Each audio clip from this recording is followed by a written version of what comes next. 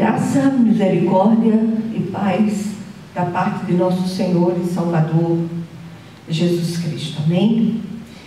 Não reparem a voz, eu estou muito congestionada, muito gripada ainda, mas eu não poderia deixar de trazer essa palavra para a igreja. Nós começamos a falar no assunto no domingo passado, mas é preciso que outras pessoas também escutem.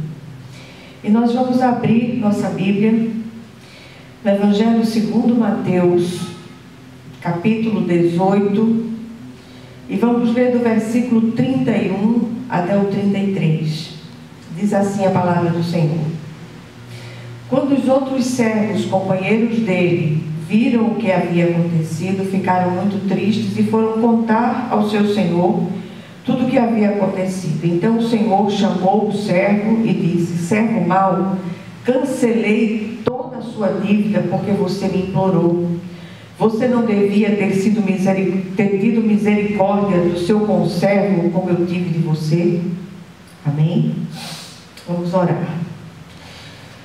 Senhor, nosso Deus e nosso Pai Celestial, clamamos a Ti, confiados no poder que há no sangue de Jesus, que o Senhor venha falar aos nossos corações, que o Senhor venha ministrar a necessidade de liberar perdão e de pedir perdão no meio do Teu povo, Senhor. Que o Teu nome em todas as coisas no dia de hoje seja em tudo glorificado.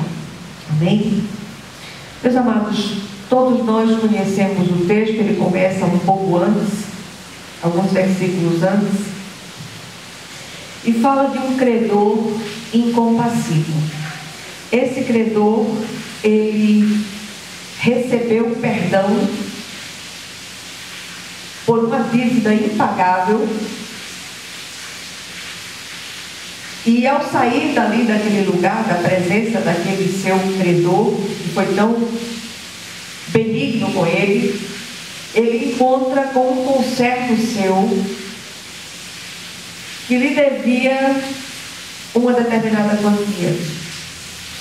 E ele, mesmo tendo sido alvo de um perdão tão grande, não foi capaz de liberar perdão àquele conservo dele que passava por horas tão difíceis e não tinha como pagar. E hoje o desejo do nosso coração é alertá-los quanto às iscas do adversário lançadas para nos tragar para ele. E a mágoa, o ódio, a raiva é uma das grandes iscas do adversário que tem feito com que a vida de muitos que estão arrolados no rol de membros das igrejas sejam fustigados.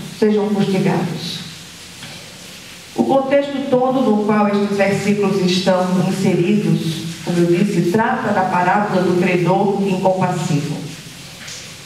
E esse sujeito, ele não teve a sensibilidade de perdoar alguém que devia infinitamente menos e se recusou a fazê-lo.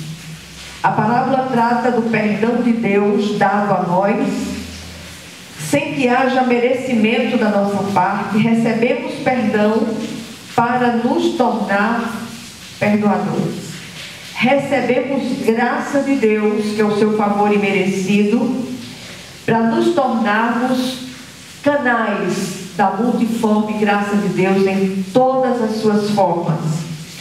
O texto nos traz pelo menos duas verdades das quais não podemos nos afastar. Primeira verdade: fomos perdoados para perdoar.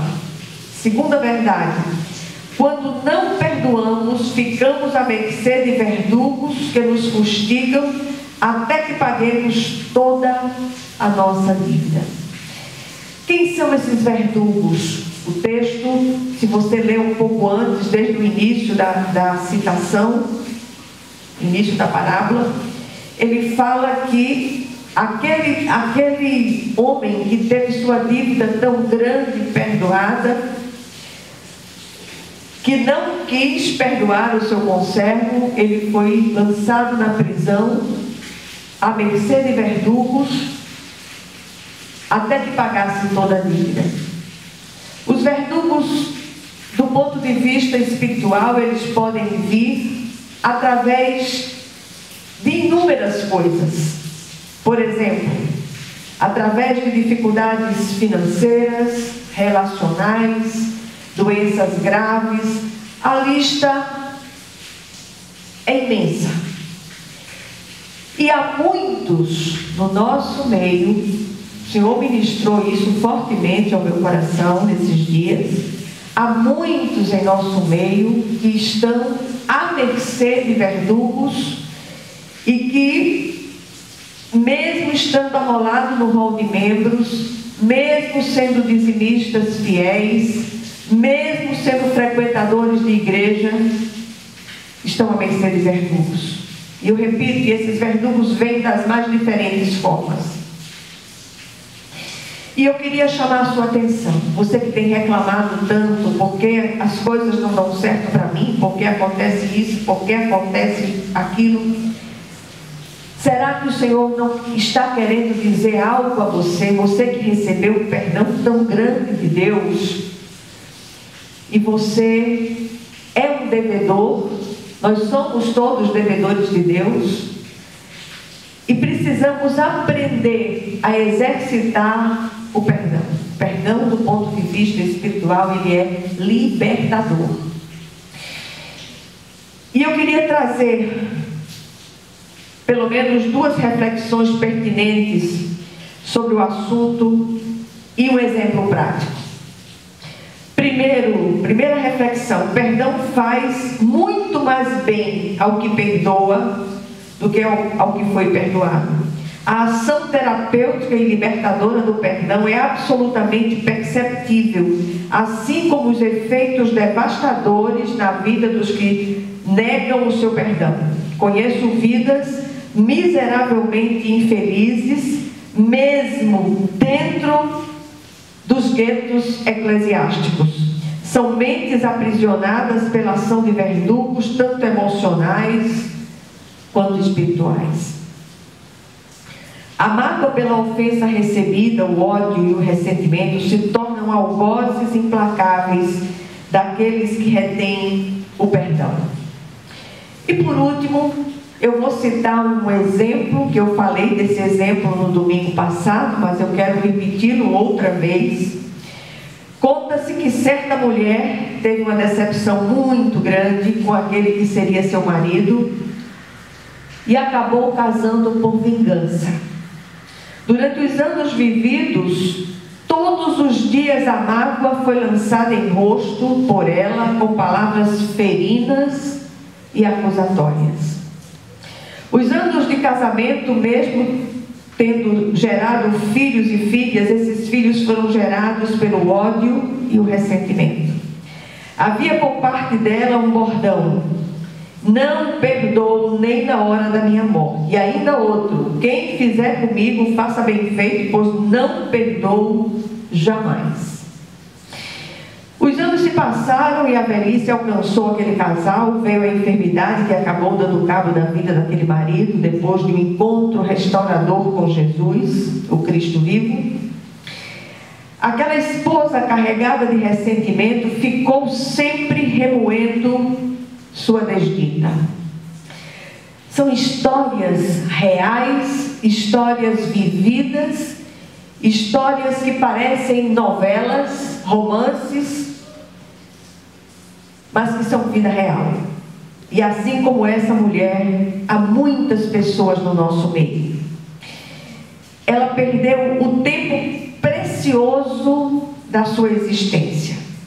Voltando ao texto, diz o Senhor: irado seu Senhor entregou aos torturadores até que pagasse tudo o que devia. Assim também lhes fará meu Pai Celestial, se cada um de vocês não perdoar de coração a seu irmão.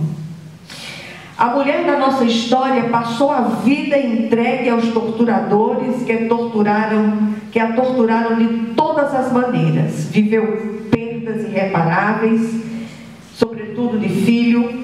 Passou por inúmeros desertos e vales áridos, conviveu com o ódio entre os filhos, sempre enredada nas teias da ofensa recebida que ela tratou de perpetuar.